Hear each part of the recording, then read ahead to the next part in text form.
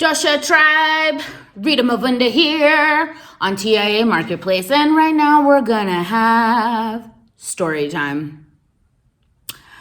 So, I like to tell y'all just real stories from the stuff that I just deal with out here, right? That I'm out here, we're trying to build a business, we are trying to create industry, and we're really trying to make something. Now, what am I saying really trying? We are doing, right? Remember how you talk to yourself, right? How you talk to yourself is very important. So, let me not even say we trying. We doing it. We're doing it. We're doing it.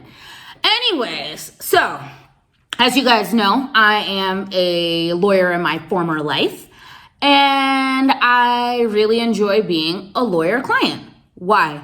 Because you have the understanding of the law behind you. I have practiced for double-digit years, so I have the practice behind me. So I understand when there's silliness going on. I understand when somebody's trying to give you the runaround where it's you have to do this, this, and this. It's no, I don't. No, I don't. Just to give you a random example, I had gotten, actually, what am I saying? I'm running ahead of myself, but there's a point to what I'm saying, so we'll double back around to it. But anyways, so I know what I'm looking for, right? And when I my first few years when I was here, I was really working first to make sure that I could stay in the country legally. I'm a citizen now. My mom is a Kenyan citizen. The Constitution allows for children born to a Kenyan citizen to be a Kenyan citizen, me. And it took a while, right? It really took a long time while I was doing it. And I needed help to understand how to set up the business here, right? Who do I go talk to? How do I go and talk to them? What has to get done? What paperwork do they need? What do they need to see from me? Especially as I was working to get my citizenship. So as a lawyer, I was well, duh, you would go to a lawyer, right? Right. So I first get out here, y'all. And, I was and again, this was very presumptuous of me. I will definitely own it now. At the time, I came here with all of my American, batata, bust in the door. We just gonna be out here. And I played myself. I really played myself, okay? I got robbed AF, all right? Because I did not take the time to sit my behind down and just understand and learn, right? And now that I have, and obviously after I got burned so many times, right? Where now I get it. Now when I meet people where they're no, you could just do this in the first year. It's do you even know what's going on? Do you know how people act? Do you know how people live their lives? Do you know how people run themselves? Do you know how people conduct themselves? If you don't know any of those things, then sit your behind down. And again, I'm telling y'all this, but somebody should have sat me down and told me the same thing. You understand what I'm saying? Anyway, so I got out here and I was oh, bet I'm gonna buy me some land out here and I'm gonna get my citizenship and all of that. So one of my drivers that I used to use all the time, his name was Dominic. And, we'd been riding around quite a bit. And he's no, I got a lawyer friend. He can really help you. You should really consider looking for land outside of Nairobi. And I was yeah, that makes sense. So Dominic was oh, I have a friend from school. He's a lawyer. He'll be able to help you. So I was all right, cool. Hook me up with him. Let's see what's up. So he hooks me up with him. His name is Anthony Munini. And I'm throwing out names, you little shit. Anyway, so now, because I'm a lawyer, I know you got to do due diligence, right? Due diligence, duh. What's due diligence? Making sure that the guy was really a lawyer. Was he really legit? All of this other stuff. So I went to the Kenyan Law Society, and this is now where all the lawyers in the country have to register themselves as being lawyers. Are they in good standing? What are they doing? So I had taken Anthony's name, I had taken his birth date, all of that. I went to the office and they were yes, he is a lawyer, he is registered. I was do you have any outstanding issues with him? Is he fraudulent? Is he any of these things? They were no, he's in good standing, da da da da da. I was great, found him, all right? So now the land that I was looking at was in Meru, which is another city that is outside of Nairobi. It's at the base of Mount Kenya. It's beautiful out there. I mean, like, Kenya really is beautiful, okay? The hills, the countryside, the trees. I have not really gone to the north part where it's more desert, so I can't really talk to y'all about that, but at least east, south, and west, it's beautiful.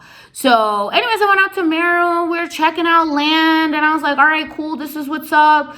So he was like, all right, Rita, we need a deposit. So I was like, well, I'm just going to give only like this little deposit. And now again, right, because I'm a lawyer, I was like, oh, we need a contract. So he writes me this contract. We sign it. We send the money. That's the last time I saw that money. I ain't never seen that land again. I don't know who the owner of this land is. It's gone. Gone. Why? So now we're following up on this, and I was like, all right, so what's going on with the land, right? Like, who's doing it, blah, blah, blah. Not really hearing from this guy. Like, this is freaking weird. What's up? Like, just run me my cash. Like, just make this happen. And I'm not hearing from this guy. And then every once in a while, he would just pop up in Nairobi and be like, oh, I'm here. But I've been calling him for like 2 or 3 days, right? So now he like pops up. He's here. One time he comes to the house, which was a big mistake. Don't ever invite nobody to your house. Just as a side note, don't invite anybody who works for you who's like something like this to your house, all right? Meet them outside. Meet them in a restaurant, coffee shop, your lawyer's office, a building, whatever. Don't let these people come to your house. Anyways, again, learning lesson I learned. Anyway, so now he like comes, and now when like I'm staying with my cousin at the time, right? And the cousin that I lived with, she had a huge apartment, bro. She had a huge apartment. So this guy just walks in, and when I tell you, you could see the little cha-ching sign on his little eyeballs go up. When you could see them little pupils of his turn into dollar signs. Ugh, God. Anyway, so I'm like, where's our stuff? Where's my land? Blah, blah, blah. We're going back and forth. And then I was like, something's telling me this boy is bullshit. Like, I think he's a liar. I actually think that this is not true at all. So then I was like, give me your ID. And he's like, what are you talking about? I was like, let me see your ID, and let me see, like, I want to see your graduation papers. I want to see, like, all of your stuff from law school. I want to see all of it. So he's like stammering and stuttering and all this other stuff. And in my mind, I was like, well, if you were really a lawyer, you would have this, right? Like, if you asked me for my like law school degree, it's like, here you go, right? I mean, you can't even be a practicing lawyer without any of this stuff, right? So I was just like, why are you stuttering? Well, guys, we live in Kenya, all right? And the other thing you learn in Kenya is with the right amount of cash, you can have anybody write up anything that you want to, okay? If I wanted to be a medical doctor out here, understand, if I had the money, I could dish it out to somebody, and somebody gonna give me this MD out here, okay? It's obnoxious, it's annoying, and it just really pisses you off. Anyways, long story short, I don't believe him. I take his ID, I take a photocopy of his ID, right? So I take a photo with my phone, take the ID, and I was like, let me go back to this law office and show them these things, because I was like, I want to see the photos for these guys. So anyways, I go back out there, and the lady was like, oh, no, this isn't the same Anthony Muneni. I was like, huh, what are you talking about? She's like, no, this isn't the same guy. Even though they have the same dates and the same name, same birth date. When she pulled out the picture, she was like, this is 2 different guys. So now I was like, "Ah!"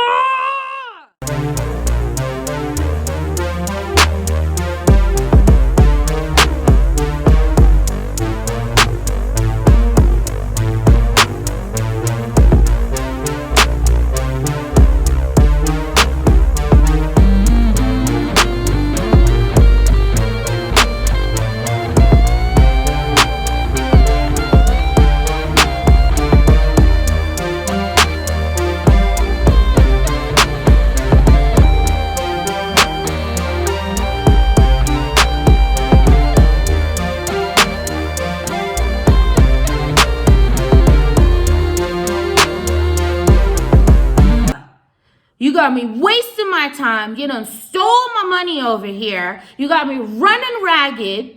I'm calling, you don't call me back. What is going on? So now, like I said, y'all know sometimes when I get mad, I'm gonna have to get even. It is what it is. So then I said to myself, how are we gonna get our cash back? How is this gonna work, right? So then I was like, you know what? We just gonna have to set his ass up, right? We're just gonna have to set his ass up, and we're gonna have to get our cash back and be done with this. So at that time, I was living in Parklands, and I'd gone into the Parklands police station. I told one of the detectives what had happened, and she's like, so what do you want to do? And I was like, look, I'm gonna call him to come around to the corner over here to this gas station that's got like a little coffee shop right around the corner from the police station. And I said, when he gets there, I'm gonna text you, and you need to come over here and you need to come grab this man up. So that's exactly what I did, y'all. I walked around to the corner to the little, what was it? I think it was like a creamy kitchen or something like that. I went around the corner, I went upstairs, and then I made sure that when he came in, when he sat, his back would be to the door so he wouldn't be able to see who was coming in, and I was facing the door. And he was like, okay, yeah, Rita, I'm coming. And because he's always late, an African is always late.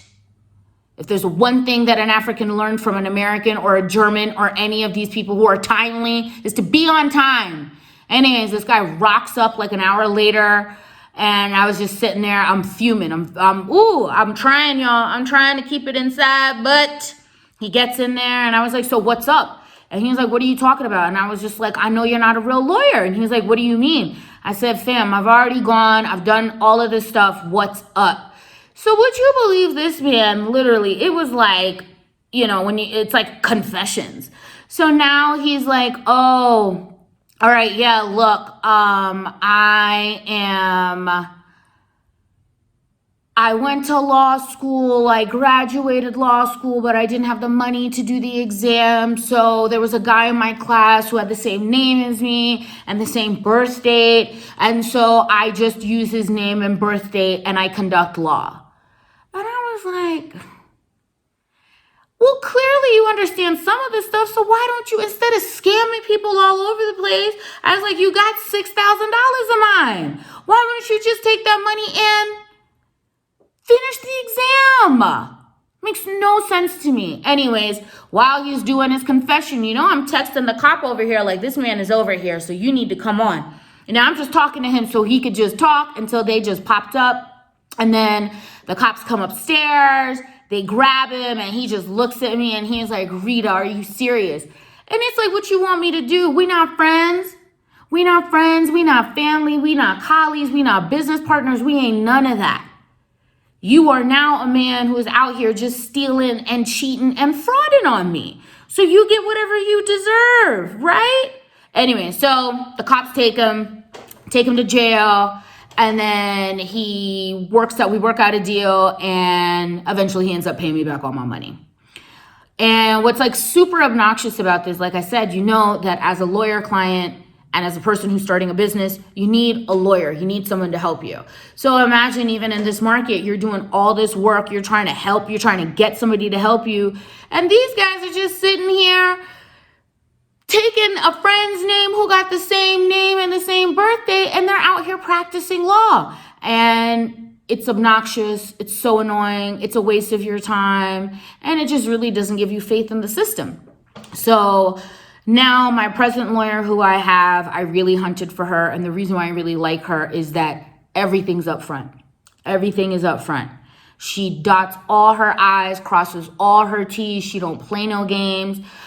We had actually, as a company, had attempted to purchase another piece of land. And at that point now I had Etta on deck, and Etta looked through the papers. She's talking to them. And then she's like, no, we're not doing it. She said something feels funny because if it was a straightforward thing, we should just be able to get it done. And now because I trust her and because now I've seen the way that she works and how she conducts herself, I trusted her, right? Like, what's the point of taking on a professional if you're not going to listen to what they're saying? And she was like, Rita, let's not do it. And we pulled out of the deal and we didn't do it. So all of that to say, do y'all's due diligence, man. These mother pluckers out here, they gonna do everything just to try to play with you, play with your little money. They hear your American accent, they get little cha-ching signs, and it's obnoxious, right? Like, what I got is relative, right? Like, whatever you're seeing, I don't care what you're seeing, right? I don't care what you're seeing. I know what I got. I know what I can do. And maybe you're looking at this house that I'm renting a room inside of, but this ain't my crib. This ain't got nothing to do with me. So just do the work that you've been told to do and get it done without messing with people. Ugh. Anyways, Story time over. Y'all, do your due diligence because you can get anything out here with the right amount of money. Ugh, boo. Anyways, likes, subscribe, tell your friends. TIA Marketplace. Talk to you later.